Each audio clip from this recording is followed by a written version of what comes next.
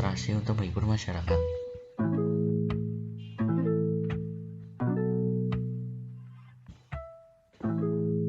Secara game generasi pertama, Nolan Bushnell dan Teddy Dabney memutuskan untuk bekerjasama dan membuat sebuah perusahaan bernama Atari pada tahun 1992. Setelah melihat demonstrasi Magnavox Odyssey, Nolan Bushnell meminta karyawan yang baru ia rekrut, Alan Alcorn, untuk membuat versi game tenis meja sebagai proyek latihan agar merasa familiar dengan desain video game. Versi yang dirancang oleh Alan Alcorn ternyata begitu seru dimainkan dan akhirnya Atari merilis game ini dengan nama Pong dan dijual sangat terbatas pada tahun 1972. Permainan ini cukup laris di pasaran pada Maret 1973. Kemudian Atari dan Midway merilis banyak game baru dan genre yang beragam seperti Grand Theft 10 1974, Tank 1974, Wells 1975, Gunfight 1975, dan Seawolf 1976. Kemudian Wells dan Gunfight dirilis oleh perusahaan Jepang bernama Taito Trading Company. Karena itu, penetrasi video game merambah ke Jepang. Pasar video game semakin menancap ketika Taito mengenalkan spek invert. Dan ini adalah contoh foto video game secara game atau generasi kedua. Setelah kebutuhan pasar konsol terdikasi pada tahun 1978, sistem video game bergeser pada penyimpanan data game berbasis ROM disimpan di sebuah perangkat bernama cartridge. Sebuah perusahaan semikonduktor bernama Fairchild menghadirkan produknya ke pasaran dengan nama Channel F. Namun setelah rugi berjuta-juta pada bisnis jam digital, perusahaan mengambil pendekatan konservatif pada pasar konsol yang dapat diprogram dan menjaga jalannya produksi selama produksi sistemnya rendah. Alhasil akhir tahun 1977, Fairchild hanya menjual 150.000 sistem. Kemudian pada tahun yang sama, Atari juga memasarkan produknya dan habis terjual hingga 400.000 unit. Setahun kemudian, dengan Odyssey-nya, Magnavox mengikuti pasar tersebut. Di samping itu, perusahaan mainan bernama Mattel merilis sistem bernama Intellivision di tahun 1979.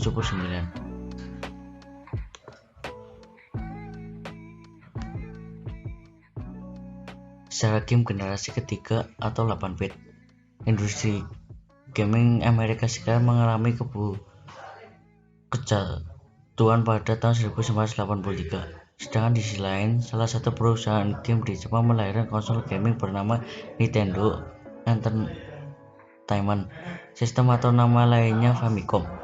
Pada generasi ini, konsol-konsol game pada umumnya menggunakan gamepad atau joypad, dan pengguna controller ini menjadi sangat populer. Kepopularan penggunaan gamepad dan joypad mengalahkan controller klasik seperti joystick, iPad, dan juga paddle. Konsol generasi ketiga mengangkat genre-genre yang lebih bervariasi ke permukaan. Sebut saja beberapa game RPG seperti The Legend of Zelda, Final Fantasy, Dragon Quest, dan lainnya mulai dikenal di masyarakat. Selain itu, ada game lain bergenre stealth buatan Hideo Kojima bernama Metal Gear, dan juga game horror bernama Sweet Home buatan Capcom.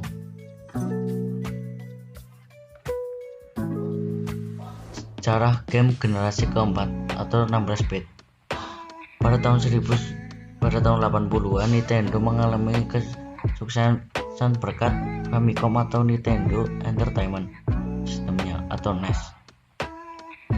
Penjualan cartridge pun mencapai hingga angkat miliaran dolar Amerika Serikat.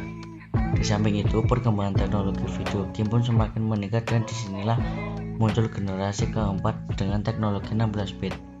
Di generasi ini muncul sebuah konsol game bernama TurboGrafx 16 yang mengalami penjualan yang cukup baik di Jepang, namun sangat buruk di Amerika Serikat dan Eropa karena jumlah game yang sedikit. Sega melahirkan sebuah konsol game bernama Sega Mega Drive atau Genesis yang rilis di tahun 1988. Karena hal tersebut, Nintendo nggak mau kalah dan merilis sistem barunya bernama Super Nintendo Entertainment System atau SNES di tahun 1990. Teknologi yang digunakan keduanya sangatlah mumpuni untuk menghasilkan visual yang lebih baik. Secara game, generasi kelima 32-bit dan 64-bit. Di tahun 90-an, transisi besar-besaran dalam teknologi video game dilakukan terutama pada grafis. Bersamaan dengan itu, di generasi keempat ini, Atari mencoba peruntungannya lagi dengan meluncurkan Atari Jaguar pada tahun 1993. Selain itu, perusahaan lain bernama 3DO merilis konsol game yang bernama 3DO Interactive Multiplayer. Sayangnya, sekali lagi Atari gagal memperoleh penjualan yang baik. Begitu juga dengan 3DO. Mereka mengalami hal yang sama. Setahun kemudian muncul 3 konsol baru yang dirilis di Jepang, diantaranya Sega Saturn, Sony PlayStation, dan juga VGA. Sebagai pemain baru, Sony dengan PlayStation-nya mendapat penjualan yang sangat baik. Salah satu penyebab larisnya Sony PlayStation adalah game yang begitu banyak yang membuat pada konsumen tertarik. Maka dari itu, konsol ini bisa dibilang sebagai salah satu konsol dengan penjualan terbaik pada masanya. Secara game generasi ke-6, generasi ini dibuka sebuah konsol game bersutan Sega bernama Sega Dreamcast pada tahun 1998. Konsol ini nggak menampilkan grafis yang jauh lebih baik dibandingkan dengan konsol 32-bit dan 64-bit, namun juga hanya hadir dengan dukungan internet untuk bermain secara online. Sega Dreamcast melahirkan game-game keren inovatif seperti seri Shenmue mencoba menggunakan seluruh kemampuan yang dimiliki Dreamcast dengan menyuguhkan dunia luas open world. Akan tetapi, walaupun mendapatkan kesuksesan, popularitas Sega Dreamcast juga cepat surut. Kemudian, Sony PlayStation 2 muncul sebagai pahlawan di generasi konsol ke-6 ini, diikuti dengan Nintendo GameCube dan juga Microsoft Xbox.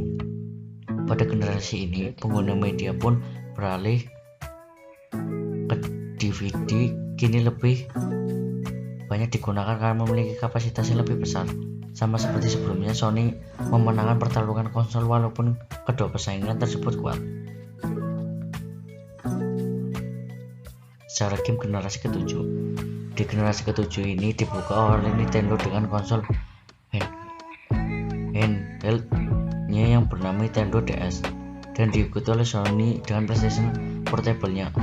Kedua pesaing tersebut memiliki nilai jual yang berbeda. Sony tetap menjual grafis yang didukung dengan spesifik yang powerful, sedangkan Nintendo DS menawarkan gameplay yang lebih interaktif. Di tahun 2005, Microsoft merilis Xbox 360 dan Sony mengikutinya dengan merilis PlayStation 3 setahun setelahnya.